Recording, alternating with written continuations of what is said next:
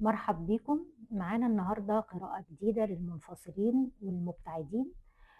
شخص ابتعد عنك كان قريب منك وكانت العلاقة ما بينكم كويسة ومرة واحدة ابتعد عنك وأخد جنب وحصل الانفصال والبعد. احنا هنعرف لك النهاردة السبب الحقيقي لبعده وانفصاله، يعني هنحاول نفك كده غموضه ونعرف ايه السبب الحقيقي اللي خلاه بعد عنك وانفصل. معانا النهاردة مجموعتين. معانا المجموعة الأولى هتبقى بالسبحة الزرقاء دي المجموعة الأولى أو الحروف ألف ت ح غين ر س كاف لام ميم نون ه واو ي، وهنحط الحروف في أول تعليق أو السبحة الزرقاء. دي المجموعة الأولى. المجموعة الثانية هتبقى بالسبحة السوداء دي أو بالحروف حرف الب والس والجيم والخاء والدال والزين والزال والشين والصاد والضاد والطه والظه والعين والف والقاف، وبرضو هتلاقيها مثبتة في أول تعليق. اختاروا على حسب أول حرف من اسم الشخص ده أو على حسب لون السبحة. معنا السبحة الأولى الزرقاء والسبحة الثانية القراية الثانية السوداء. نديلكم ثواني تختاروا.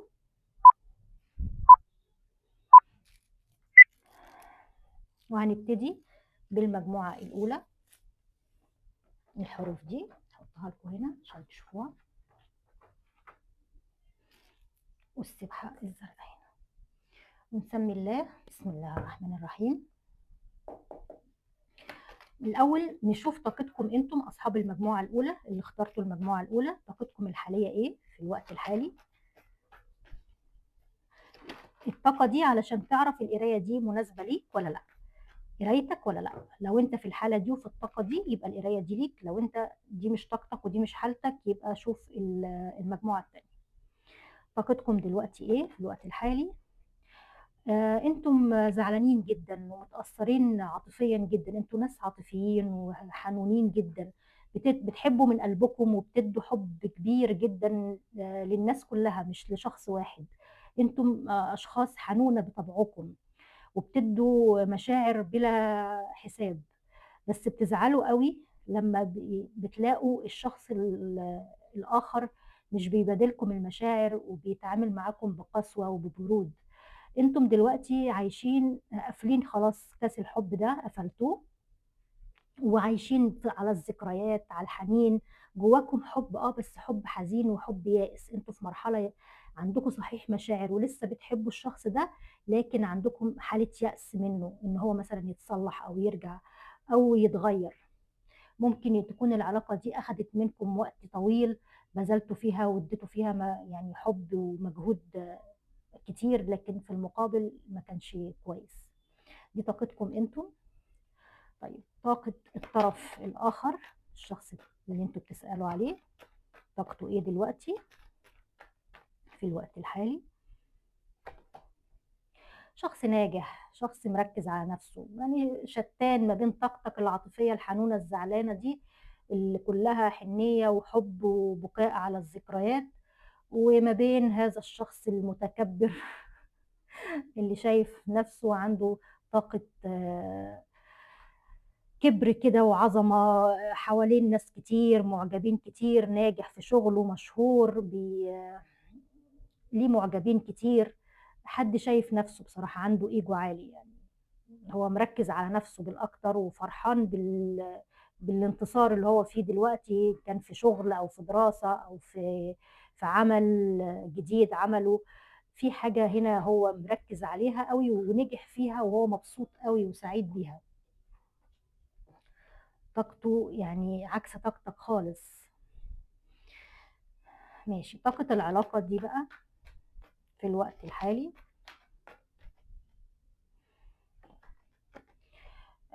العلاقة دي كانت علاقة فيها اختلافات كبيرة قوي، انتوا الاتنين كنتم اشخاص في بينكم اختلاف جوهري، يعني ممكن اختلاف في السن، اختلاف في المستوى الفكري الثقافي الاجتماعي الجنسيات.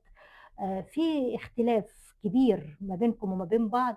كان في شخص هنا مركز على نفسه بزيادة، عملي، شخص طموح بيسعى لمصلحته، بيشوف مصلحته بالاكتر هو الشخص ده. وشخص كان بيدي وبيعمل دعم نفسي او دعم مادي، وهو انت للطرف الاخر. لكن يعني العلاقه دي كان فيها شغف عالي قوي، برغم الاختلافات الكبيره اللي ما بينكم وما بين بعض، بس انتوا كان في بينكم وبين بعض تفاهم. كل واحد فيكم كان بياخد اللي هو عايزه من التاني او اللي محتاجه من التاني. يعني انت كنت بتبقى محتاج حد يراعيك، او مثلا ينصحك، يقف جنبك، يديلك مثلا، يحسسك بقيمتك، بتحس بقيمتك قوي وانت وهو معاك.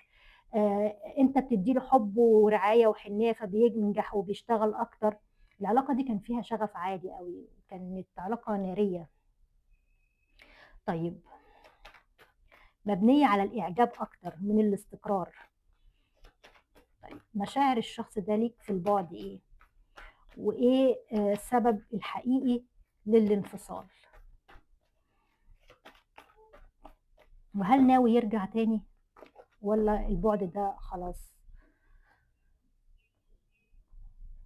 مشاعره ليكم دلوقتي، هو بيحبكوا لسه، مشاعره. طب حلو،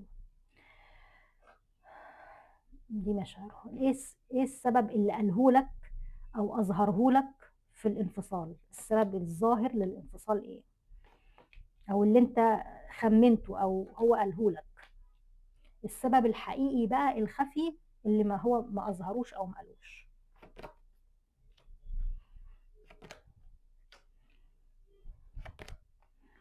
مم. انتوا بتحبوا بعض، او العلاقه دي فيها تواصل بالروح قوي جدا جدا، وبتحلموا ببعض وانتوا اشخاص روحانيين جدا على فكره، في تواصل عالي ما بينكم، بتحسوا ببعض من على بعد، والعلاقه دي علاقه قويه جدا، ممكن تكون توأم روح او توأم شعله.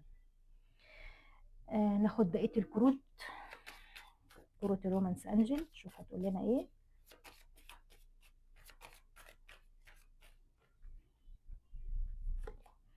unrecorded love، حب غير مرغوب فيه، مفيش كيمياء كفاية ان الحب ده يكمل ويستمر.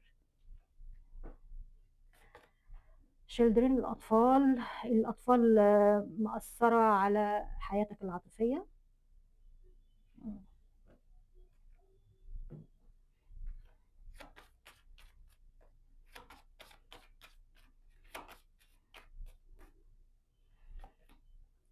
big habit change، تغيرات كبيرة وسعيدة. listen your intuition، استمع إلى إحساسك الداخلي. طيب، أولا مشاعر الشخص ده ناحيتكم، هو بيحبكم جدا على فكرة، هو بيحس إن أنت توأم روحه، نصه التاني، مع كارت اللافرز هنا كمان، كارت توأم الروح، اللافرز والتو اوف كابس والفور اوف واند، يعني الثلاث كروت دول بيقولوا ان الشخص ده بيعشقك، مش بيحبك بس، عنده مشاعر حب قوية جدا جدا اتجاهك، وحس ان في رابطة روحانية او رابطة قدرية بتربطه بيك، ومش قادر ينساها ولا قادر يعني يشيلك من باله. بيحبك جدا وبيحس ان انت توأم روحه، نصه التاني، الشخص اللي بيكمله في بينكم وبين بعض ترابط كده، كيمياء، في كيمياء قوية ما بينكم وما بين بعض. بالرغم كده الشخص ده لما كان دايما محسسك ان هو حبه ليك قليل، او ان انت دايما اللي بتحبه، انت دايما اللي بتسعى له. يعني الشخص ده كان حريص جدا انه لا يظهر لك مشاعر، ولا يحسسك قد ايه انت شخص مهم بالنسبة له، ولا يديلك من طاقته ومن حبه ومن مشاعره، ولا يهتم ولا يدي حنان ولا اي حاجة تحسسك ان الشخص ده فعلا بيحبك. كان يدي اشارات بس كده، تلميحات من على بعد، علشان بس تفضل انت متعلق بيه وقاعد جنبه، لانه مش عاوز يخسرك. الشخص ده كان طفولي، بيحب قوي تمسكك بيه، بيحب انه يجري منك وانت تلحقه، بيحب قوي يلعب الجيمز دي، اللي هي ايه، انه يتدلع عليك زي الطفل كده لما بيتدلع على امه، علشان هي تجيب له اللي هو عايزه، عشان تهتم بيه اكتر من اخواته، حاجة زي كده. دي مشكلته بقى، دي مشكلة يمكن عنده من وهو طفل، يعني دايما بيحب ان هو يكون محور الاهتمام، يكون هو اللي واخد الحنية الاكتر. الام او الاب يبذلوا مجهود عشانه اكتر، عشان هو يبقى مرتاح ومبسوط، فهو طلع وكبر على كده.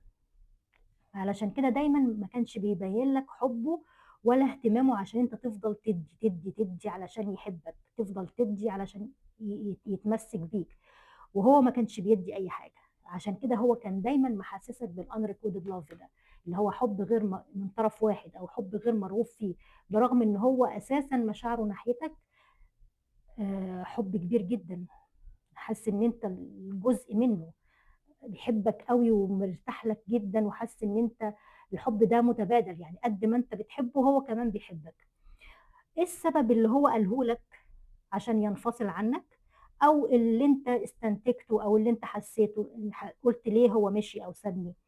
علشان ممكن يكون هو قال لك الكلام ده أو أنت استنتجته إن هو عاوز يقفل القصة دي خالص، عاوز يقفلها ويبتدي مرحلة جديدة مع شخص آخر، ممكن يكون في طرف تالت في القصة هنا.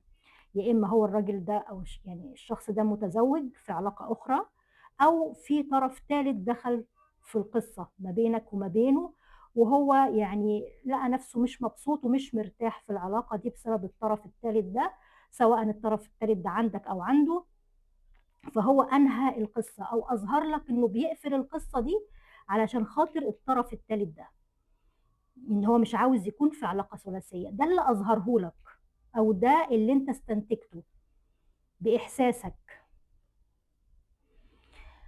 أنت شخص روحاني برضه وإحساسك عالي، بس أنت من جواك مش مصدّق برضه، حاسس إن في حاجة تانية بعدِت الشخص ده عنّك.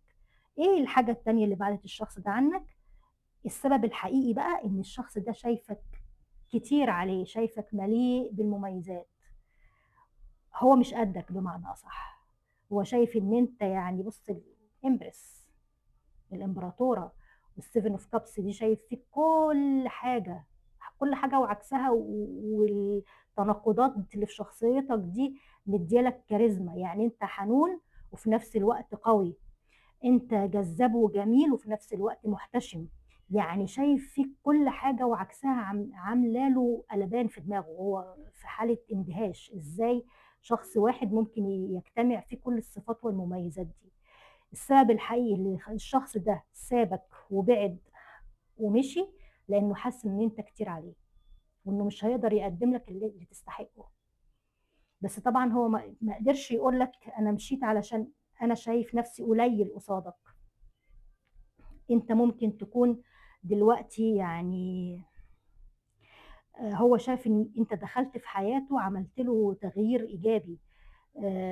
ساعدته إن هو يطلع من فترة صعبة، ادّيته حُب، ادّيته اهتمام، ادّيته طاقة حلوة، رجّعت له شبابه تاني، رجّعت له الأيام الحلوة تاني، ثقته في نَفْسه رجعت، لكن هو كل ما بيبُص يشوفك بيشوف نَفْسه هو برضه أقل منّك، يا إمّا أقل منّك بقى في المستوى المادي أو في التعليم أو في السِن، حتى أنت صغير وحلو كده وهو كبير مثلًا وحاسس إن هو عَجِّز وأنت لسه في شبابك، حاسس إن أنت ليك معجبين كتير والناس كلّها بتحبك واجتماعي كده وفرفوش وهو حد شوية متحفّظ وكئيب كده مع إن هو يعني ما شاء الله حواليه ناس كتير، بس ممكن ده يكون حد بس في الشغل كده عنده نجاح يعني، لكن هو في حياته الخاصة أو الاجتماعية فاشل يعني، فهو شايفك أنت بقى محَط إعجاب وهو بيغير، مش عايز يرتبط بحد فيه كل المميزات والصفات دي وبقى ويوجع له دماغه بقى بالغيرة وبالخوف عليه ودايمًا يحس إن هو أقل منه، لأ. هو السبب الحقيقي للانفصال هنا ومشي وترك كل شيء، لإنه حَس إن هو مش قادر يكون مساوي ليك في الطاقة وفي الجمال ده كُلّه، وحَس إن هو أقل منّك بصراحة. طيب هناخد رسايل منّه نختم بيها القراءة. الشخص ده كان قاسي جدًا معاك بسبب إن هو شايف إن أنت يعني جميل أوي وهو بيخاف يتعلّق بيك، بس هو اتعلّق غصبٍ عنّه. وما عرفش قيمتك بالأكتر غير بعد أنت ما سِبته ومشيت أو ابتعدت عنه، في البُعد عرف قيمتك. رسالة من الشخص ده ليكم أصحاب المجموعة الأولى، عاوز يقول لكم إيه دلوقتي؟ لا زلت أريدِك حتى وإن لم أفصح عن هذا، لا زلت أريدك حتى وإن لم أفصح عن هذا، هو لحد دلوقتي عايزك، حتى لو ما قالكش وصرّح لك بده. احبك من بعيد، هو ده بالظبط، هو عايز يحبك من بعيد، لان هو شايف ان هو ما يقدرش يقدم لك حاجة. لست ناضج كفاية لحب بهذا العمق. لست ناضج كفاية لحب بهذا العمق. الحب ده يعني شايفه حب كبير قوي عليه، وهو ما كانش ناوي على كده. هو كان ناوي على علاقة سطحية، علاقة بس كده تمضية وقت. هو كان متعود يخش علاقات كده جانبية عمرها قصير، لكن حس ان وقع في الفخ بقى، لقى نفسه بيحبك، ولقى نفسه عايزك ومش قادر يبعد عنك، وشافك انت حد جميل قوي. فقال لا، انا الحب الكبير الناضج العميق ده انا مش هقدر عليه. فخدها من قصيره وبعد. طيب دي القرايه الاولى، اتمنى انها تكون عجبتكم. قولوا لي رايكم في التعليقات لو توافقت معاكم، ونبتدي نروح للقرايه التانيه. دلوقتي هنروح للمجموعه التانيه اللي هي بالسبحه السوداء دي اللي اخترتوها، السبحه السوداء، او بالحروف. الحروف دي هتلاقوها مثبته في اول تعليق.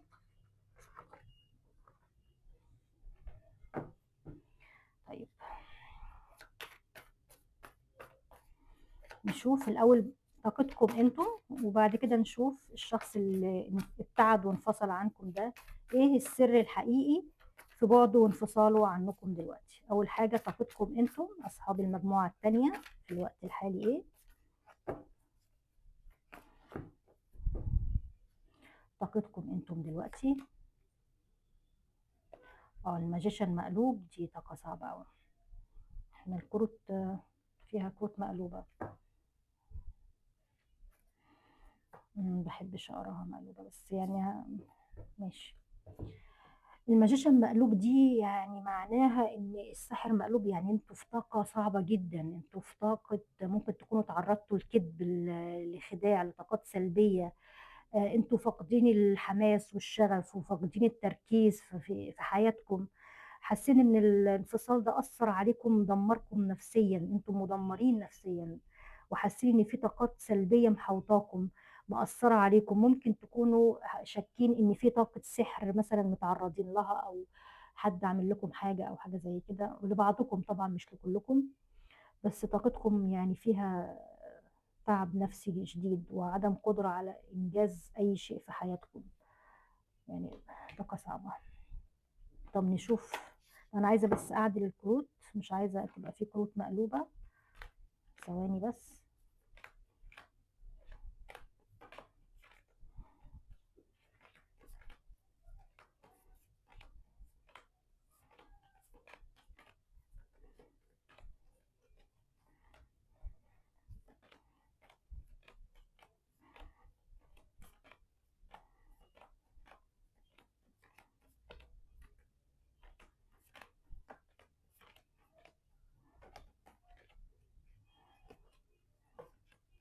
مش عارفة ايه اللي عملها كده.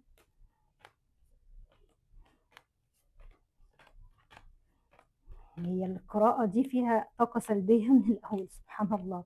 حتى الشيطان جاي مقلوب. بسم الله. انتوا طاقتكم صعبة وأثرت على الكوتشينة، يعني الكوتشينة ما كانش فيها كروت مقلوبة. أنا مش عارفة ايه اللي قلبها كده، سبحان الله.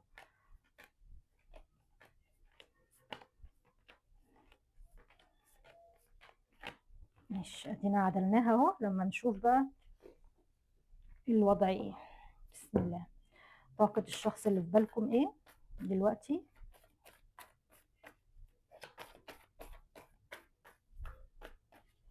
طاقته هو ايه. ماشي. الشخص ده عاوز يقرب منكم، عاوز ياخد خطوة اتجاهكم، بس ماسك نفسه بالعافية. هو ندمان على فكرة جدا، وعنده هو كمان برضو أفكار وحشة جدا، وما بينامش، وعنده كوابيس، وممكن تأنيب ضمير. في عنده حاجة متعباه نفسيا هو كمان قوي، عايز يتقرب، عاوز ياخد خطوة ويطلع من الطاقة دي ويجيلكم، بس تقريبا مش متشجع، او مالوش وش، يمكن عمل فيكم حاجة صعبة. هو كمان برضو ندمان وعنده قلق وخوف. بيحاول يطلع، بس هو بيحاول يطلع يشافي نفسه. انتوا طاقتكم صعبة قوي، انتوا يعني هو اخف ضرر بينكم شوية، على الاقل هو قادر يطلع من الطاقة دي، قادر ان هو يشافي نفسه. هو ممكن يكون كمان طلع من الطاقة السلبية والزعل ده وبدأ يعني ايه يجدد في حياته شوية. طيب مشاعر الشخص ده ليكم ايه دلوقتي؟ الأول ناخد طاقة العلاقة. طاقة العلاقة بينك وبين الشخص ده دلوقتي ايه؟ والله العلاقة دي كانت حلوة قوي، ممكن دي كانت علاقة زواج، ارتباط، أو علاقة كانت رايحة على ترسيم. العلاقة دي فيها اختلاف، مثلا ممكن تكون بتتواصلوا أكتر أو تعارفكم عن طريق الإنترنت، أو في اختلاف في الجنسيات أو في البلاد، في بعد مسافات ما بينكم، في اختلافات قوية ما بينكم وبين بعض، بس فيها حب، والعلاقة دي كانت رايحة على ترسيم ممكن، أو كانت علاقة زواج بالفعل. طيب مشاعر الشخص ده ليكم إيه؟ وإيه السبب اللي قاله لكم أو اللي انتوا تعرفوه عن الانفصال؟ وإيه السبب الحقيقي اللي ما قالوش لكم سبب الانفصال الحقيقي اللي هو ما قالوش؟ بسم الله. مشاعر الشخص ده ليكم دلوقتي، ايه السبب اللي قاله او اظهره او اللي انتوا تعرفوه عن الانفصال ده؟ السبب ده ايه؟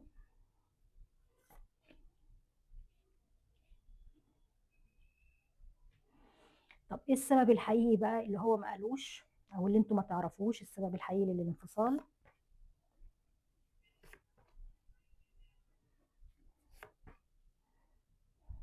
مم. طيب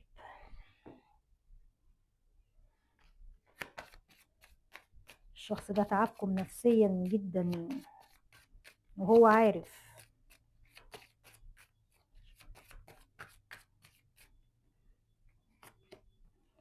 stay optimistic، خليك متفائل. التفاؤل والطاقة الإيجابية بيأثروا على حياتك العاطفية للأحسن. forgive and learn، سامح وتعلم، وتعلم من أخطاء الماضي.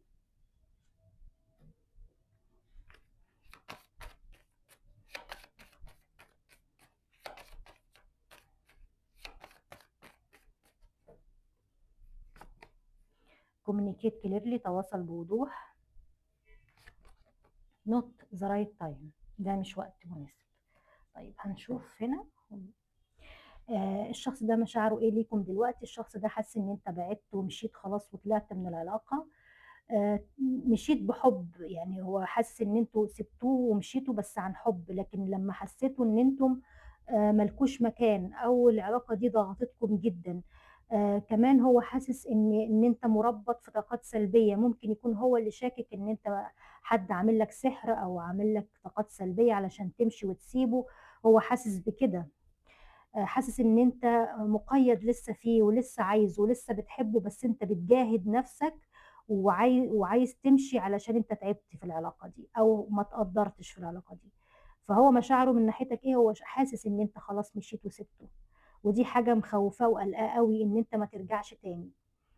يعني هو نفسه ان انت ترجع تاني، ونفسه الانفصال ده يروح.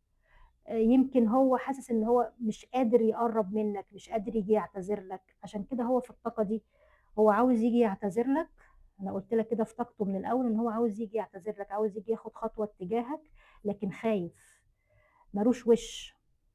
ممكن يكون اذاك نفسيا جدا وهو عارف ده، عارف ان انت لما مشيت واخدت قرار البعد ان انت مش قادر تسامحه، وان انت عمرك ما هتثق فيه تاني. في حاجز حصل ما بينك وما بينه. الشخص ده دخل طرف ثالث عليك، يا اما انت اكتشفت ان هو عنده زواج وارتباط اخر غيرك، او هو سابك او قال لك ان انا هفضل الطرف الاخر عليك واختاره هو وسابك ومشي، وده خلاك انت مشيت ورحلت وزعلت جدا منه، او انت اكتشفت ان هو عنده طرف ثالث غيرك. في كل الأحوال الشخص ده كان عنده طرف آخر، سواء بقى أنت كنت عارف أو مش عارف. في كل الأحوال أنت شايف إن هو اختار حد تاني غيرك وسابك. طيب إيه السبب اللي هو قاله لك للانفصال، أو اللي أنت عارفه أو مستنتجه عن الانفصال ده؟ أنت شايف إن السبب الانفصال ده هو طرف آخر دخل على العلاقة، ممكن تكون أنت اللي اكتشفت ده. بكارت الديفل هنا الشيطان، انت شايف ان هو في طرف ثالث زي الشيطان كده دخل ما بينك وما بينه، افسد العلاقه دي بعد ما كانت علاقه حلوه وكانت مستقره وكانت رايحه على زواج، او انتوا كنتوا في زواج فعلا. بالاكتر دي كانت علاقه مستقره او علاقه رايحه على ترسيم، وكانت العلاقه دي حلوه جدا، انتوا كنتوا عايشين مع بعض في منتهى السعاده. بس هو اللي انت تعرفه ان في طرف ثالث دخل في القصه، دمر كل شيء ونهى العلاقه دي بينك وبينه.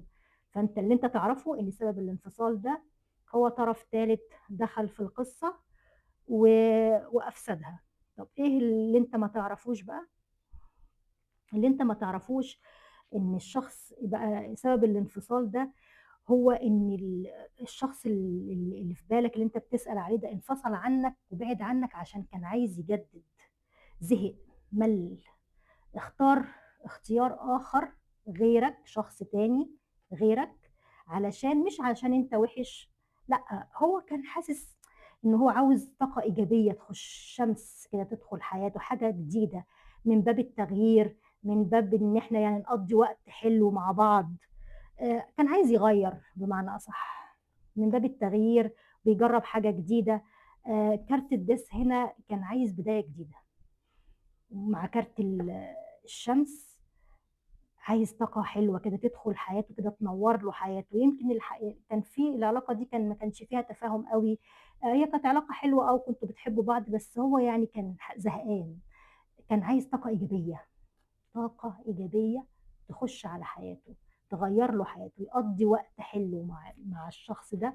ولو هو كان متزوج فهو في أطفال، في عشرة، في حاجة قوية، رابطة قوية بتربطه بالطرف الثالث ومش قادر يسيبه، علشان كده هو اختار الطرف الثالث وسابك.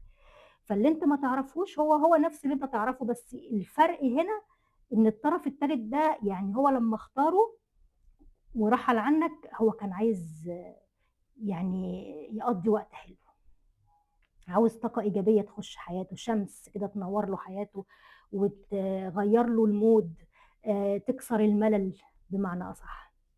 المشكلة هنا اللي انت كنت حد حنون جدا، اتعاملت معاه بقلب أم، يعني كنت أم أكتر ما كنت حبيبة، يعني كنت أمه أكتر ما كنت حبيبته وصاحبته يعني الدلع والهزار يمكن ما خدش ده كفاية قد ما كنت بتهتمي بيه وتراعيه.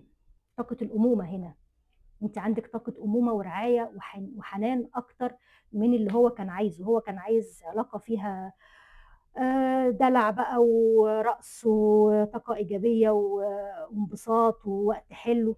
فالشيطان غواه بقى، ولا هو اللي غوى الشيطان، مش عارفة، بس هو اختار الطرف الثالث ده علشان خاطر بس هو عايز يجدد، يكسر الملل أو يكسر المود. بالأكتر دي أنا إحساسي إن أنتوا اتنين متزوجين. طيب أنا شايفة إن في تواصل هيحصل ما بينكم وبين بعض، وهتتكلموا تاني مع بعض، العلاقة دي هيحصل فيها تسامح، ممكن يجي لك فعلا ويطلب منك الصلح، يطلب منك العودة، ان انتوا ترجعوا تتكلموا تاني مع بعض بوضوح. بس الكروت هنا بتنصحك وبتقول لك ما ترجعش دلوقتي، نوت ذا رايت تايم، ده مش وقت مناسب ان انت ترجع الشخص ده تاني او تثق فيه. لازم الشخص ده لما يرجع يثبت لك حسن نيته، ويثبت لك ان هو هيرجع مختلف عن ما مشي، وان الطرف التالت فعلا طلع وبعد، وان هو هيرجع يسعدك ويبسطك ويقدم لك كل اللي انت عايزه، لكن ما ترجعش على ان انت بتدي وبس. تمام. طب هناخد منه رسالة قبل ما نقفل.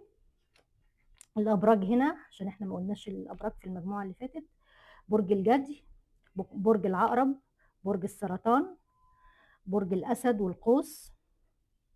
بس يعني دي اكتر الابراج، الابراج المائية والترابية والهوائية والمائية، كل الطاقات موجودة، بس بالأكتر عندنا برج الجدي والقوس والأسد والعقرب والسرطان. ده أبراجك أو أبراج الحديد، مش شرط طبعا، المهم القراية تنطبق. رسالة من الشخص ده ليكم، عاوز يقول لكم إيه دلوقتي؟ بس حاولوا تطلعوا من الطاقة الصعبة اللي انتوا فيها دي. أشعر بأنني أحمق لإفساد كل هذا. بالظبط، هو حاسس بكده، هو ندمان على فكرة وعاوز يرجع بس ملوش وش، يقول لك أشعر بأنني أحمق لإفسادي كل هذا. واضح إن الطرف التاني ده طلع عينيه يعني، خد حقكم. هربت منك لأنني شعرت بالارتباك. هو حس بالارتباك فهرب. هرب ليه؟ لأنه مش قادر يوازن ما بينك وما بين طرف آخر تاني في حياته. أشعر بالذنب تجاه ما فعلت بيك وأتمنى أن تسامحني يوما ما. أشعر بالذنب تجاه ما فعلت بيك وأتمنى أن تسامحني يوما ما. هو حاسس فعلا بالذنب اتجاهك، بس مش قادر يوريك وشه. بس في الفترة اللي جاية دي قريب ممكن يجيلك ويحاول يصلح الوضع معاك.